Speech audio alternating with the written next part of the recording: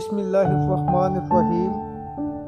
امید کرتا ہوں کہ آپ نے پچھلے تمام لیکچرز سن لیے ہوں گے۔ آج کا ہمارا لیکچر شروع ہو رہا ہے ابن زیاد کے خطبہ سے۔ ابن زیاد جب قصر عمارت کے دروازے پر داتا باندھے ہوئے پہنچا تو نعمان بن بشیر سمجھا کہ حضرت امام حسین رضی اللہ عنہ آ گئے ہیں، اس لیے اس نے محل کا دروازہ بند کر دیا اور کہا کہ میں اپنی امانت تمہارے سپرد نہ کروں گا۔ عبید اللہ ابن زیاد نے اسے کہا کہ دروازہ کھولو ورنہ میں خود اسے کھول دوں گا۔ اس پر نعمان نے دروازہ کھول دیا۔ اس وقت بھی وہ سمجھ رہا تھا کہ یہ امام حسین علیہ السلام ہیں، لیکن جب اسے معلوم ہوا کہ یہ عبید اللہ ابن زیاد ہے تو وہ سخت نادم ہوا۔ عبید اللہ قصر عمارت میں داخل ہو گیا اور منادی کرنے کا حکم دیا۔ اس پر ایک پکارنے والے نے پکارا کہ ان الصلاۃ جامعہ، اس پر لوگ جمع ہو گئے۔ عبید اللہ ابن زیاد قصر عمارت سے نکل کر لوگوں کے پاس آ گیا اور اللہ تعالیٰ کی حمد و ثنا کے بعد خطاب کیا کہ اما بعد، امیر المؤمنین یزید نے مجھے تمہارے امور اور تمہاری حدود اموال پر حاکم بنا کر بھیجا ہے۔ انہوں نے حکم دیا ہے کہ میں تمہارے مظلوموں کے ساتھ انصاف کروں، تمہارے حاجت مندوں کو عطا کروں اور مطیع و فرما برداروں پر احسان کروں، اور تم میں سے مشکوک اور نافرمان لوگوں پر سختی کروں۔ میں تم پر اس کے احکام نافذ کروں گا اور تم سے ان احکام کی پیروی کرواؤں گا۔ ابن زیاد کی لوگوں پر سختی۔ اس کے بعد وہ ممبر سے نیچے اتر آیا اور رئیسوں کو حکم دیا کہ وہ اپنے اپنے حلقہ کے مشکوک اور مخالف اور تفرقہ ڈالنے والے افراد کی فہرستیں تیار کرو۔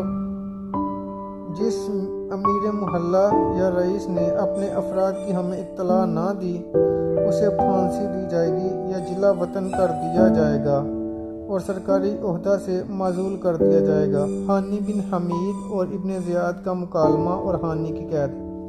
ہانی بھی بڑے رئیسوں میں سے ایک تھے، لیکن عبید اللہ ابن زیاد کی آمد سے لے کر اس وقت تک بیماری کا بہانہ کر کے وہ اسے ملنے نہ آئے تھے۔ اس لیے عبید اللہ ابن زیاد نے ان کا ذکر کرتے ہوئے پوچھا کہ ہانی امراء کے ساتھ ہمیں ملنے کے لیے کیوں نہیں آیا؟ لوگوں نے کہا اے امیر وہ بیمار ہے۔ عبید اللہ ابن زیاد نے کہا مجھے معلوم ہوا ہے کہ وہ اپنے گھر کے دروازے پر بیٹھا رہتا ہے۔ بعض کا خیال ہے کہ عبید اللہ نے شریک بن عور سے پہلے ان کی بیمار پرسی کی تھی اور اس وقت حضرت مسلم بن عقیل رضی اللہ عنہ ان کے گھر میں موجود تھے۔ اس وقت بھی لوگوں نے اسے قتل کر دینے کا منصوبہ بنایا تھا، لیکن ہانی نے انہیں روک دیا تھا کیونکہ عبید اللہ ان کے گھر میں تھا۔ اس کے بعد چند امراء ہانی کے پاس گئے اور اسے سمجھا بجھا کر ابن زیاد کے پاس لے آئے۔ عبید اللہ نے قاضی شریح کی طرف دیکھا اور تمثیلاً کسی شاعر کا یہ شعر پڑھا، ترجمہ جس کا یہ ہے: میں اس کی زندگی چاہتا ہوں اور وہ میرے قتل کے درپے ہیں۔ تیرا دوست جو قبیلہ بنی مراد سے ہے تیرا عذر خواہ ہے۔ جب ہانی نے عبید اللہ بن زیاد کو سلام کیا تو اس نے پوچھا کہ اے ہانی، مسلم بن عقیل کہاں ہیں؟ انہوں نے کہا کہ مجھے معلوم نہیں۔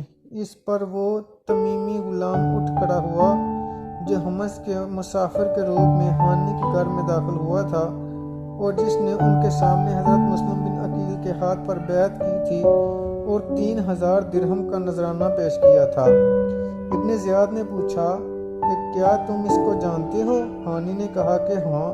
ہانی اسے دیکھ کر نادم ہوئے اور کہا کہ اے امیر، خدا آپ کا بھلا کرے، خدا کی قسم میں نے اسے اپنے گھر میں بلایا نہیں بلکہ وہ اپنے آپ میرے گھر میں آن گھسے۔ ابن زیاد نے کہا کہ پھر اسے یہاں لے آؤ۔ ہانی نے کہا کہ خدا کی قسم اگر وہ میرے پاؤں کے نیچے بھی ہوتے تو میں ان کے اوپر سے پاؤں نہ اٹھاتا۔ ابن زیاد نے کہا کہ اسے میرے قریب لاؤ۔ جب انہیں قریب لایا گیا تو ابن زیاد نے ان کے چہرے پر نیزے کا وار کیا جس سے ان کا چہرہ اور ناک زخمی ہو گئے۔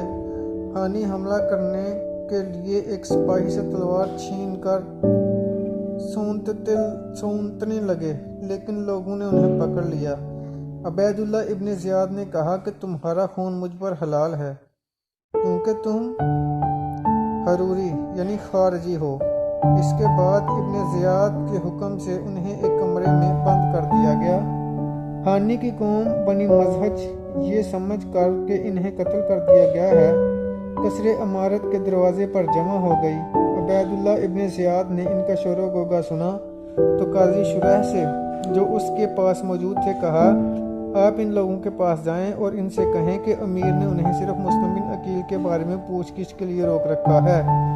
قاضی شریح نے انہیں جا کر کہا کہ تمہارا صاحب زندہ ہے اور ہمارے سلطان نے اسے ایک خفیف سی ضرب لگائی ہے، تم واپس چلے جاؤ اور اپنے آپ کو اور اپنے صاحب کو ہلاکت میں نہ ڈالو۔ اس پر وہ سب اپنے گھروں کو واپس چلے گئے۔ مسلم بن عقیل ابن زیاد کے تعاقب میں۔ حضرت مسلم بن عقیل نے جب یہ خبر سنی تو سوار ہو کر نکل آئے اور اپنے جنگی شعار کا نعرہ یا منصور امت لگایا۔ اس پر 4000 کوفی آپ کے پاس جمع ہو گئے۔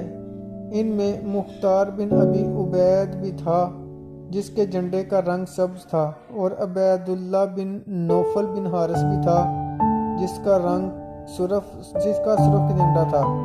آپ نے انہیں میمنہ اور میسرہ پر مقرر کیا اور خود قلب لشکر کو سنبھال کر عبید اللہ بن زیاد کی طرف روانہ ہو گئے۔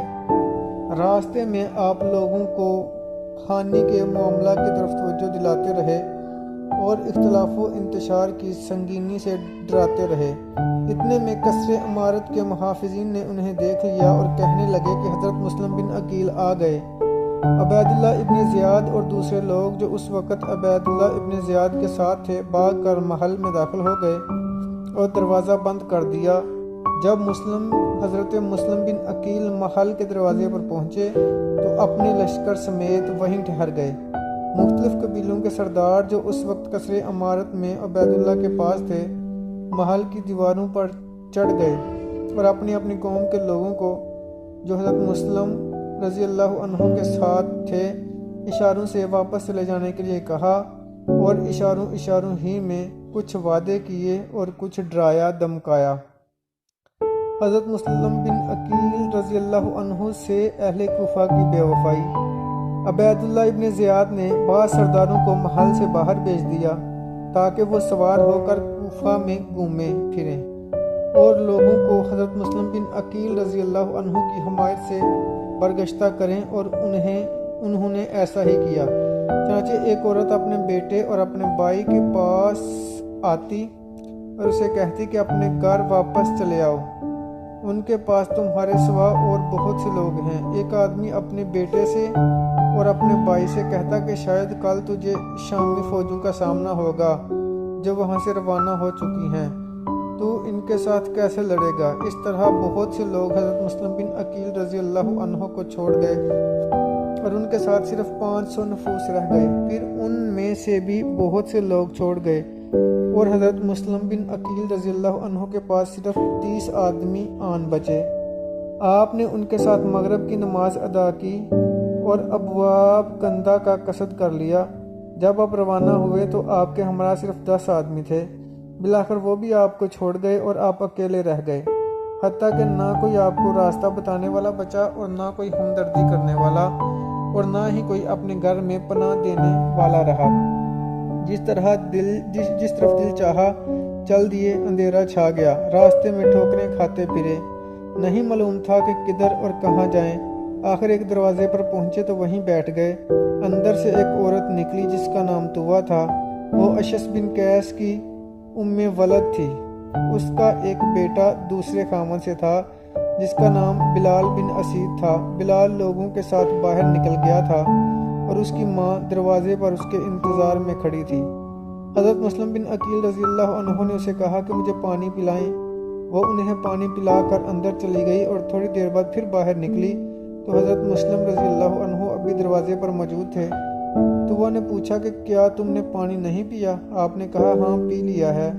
اس نے کہا کہ خدا تعالیٰ تمہیں عافیت دے، اپنے گھر جاؤ، تمہارا میرے دروازے پر بیٹھا رہنا مناسب نہیں۔ اس پر آپ اٹھ کھڑے ہوئے اور کہا کہ اے اللہ کی بندی، اس شہر میں نہ میرا کوئی گھر ہے نہ میرا کوئی رشتہ داری، کیا آپ مجھ پر احسان کر سکتی ہیں جس کا کل ہم آپ کو اجر دیں؟ جو آپ کو کفایت کرے۔ اس نے کہا اے اللہ کے بندے، وہ کیا احسان ہے؟ آپ نے کہا کہ میں مسلم بن عقیل ہوں، اس قوم نے مجھ سے جھوٹ بولا ہے اور مجھے دھوکہ دیا ہے۔ اس نے کہا کہ کیا آپ مسلم بن عقیل ہیں؟ آپ نے کہا ہاں۔ اس نے کہا کہ آپ اندر آ جائیں۔ اس عورت نے آپ کے لیے علیحدہ کمرے میں بچھونا بچھایا اور رات کا کھانا پیش کیا، مگر آپ نے کھانا نہ کھایا۔ تھوڑی دیر کے بعد اس عورت کا بیٹا بھی آ گیا۔ جب اس نے اپنی ماں کو بار بار اس کمرے میں آتے جاتے دیکھا تو پوچھا کہ کیا معاملہ ہے؟ اس نے کہا بیٹا چھوڑو اس بات کو، لیکن جب اس نے اصرار کیا تو اس کی ماں نے راز فاش نہ کرنے کا عہد دے کر اسے حضرت مسلم بن عقیل کا حال بتا دیا۔ اس پر وہ ساری رات آرام سے سویا رہا۔